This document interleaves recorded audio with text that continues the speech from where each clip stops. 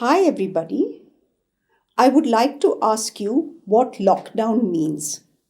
Some of you have shared with me that lockdown means feeling controlled and, in a way, feeling bullied.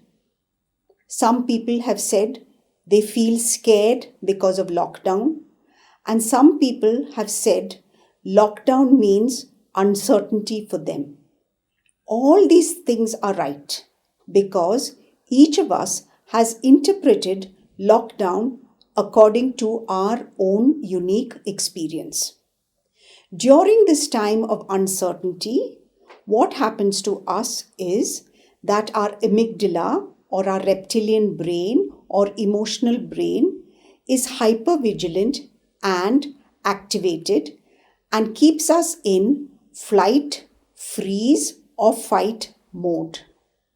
Because of that, some of us lack sleep, some of us feel restless, some of us feel anxious, some of us have engaging and indulging in excess eating or no eating. Each of us is experiencing an activated amygdala differently. This amygdala is in a hypervigilant state because it is in uncertain times and it is a way it's trying to protect us. Now, our body keeps an account and the amygdala for some of us is more activated because of past memories. In our early childhood, universally, most of us have experienced 5 categories of wounds.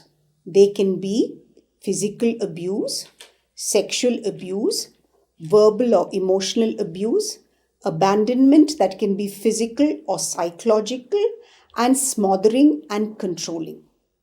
Let's just look at the word lockdown, and for some of you who've experienced smothering and controlling. Lockdown means feeling controlled because when you were young, you felt controlled, and being controlled caused you a lot of psychological pain. Possibly you don't even remember this, or you have created some walls around so that you don't feel this pain again. So even though you know intellectually that this lockdown is for your physical safety to protect you against the COVID-19, your amygdala and your body cells remember that old experience of being controlled, and therefore you feel restless, you feel anxious, or you have all these varied feelings and discomforts.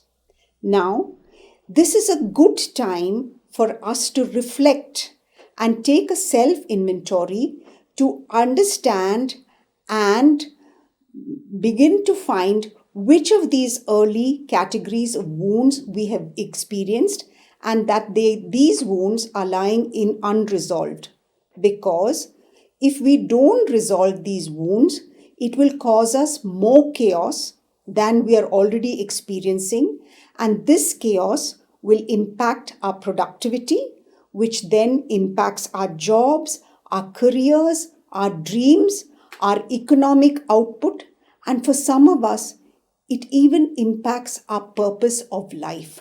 So during this time, I encourage each of you to self-reflect so that you can self-correct with adequate support and that you can start leading a satisfying life that is not going to be limited because of early childhood wounds.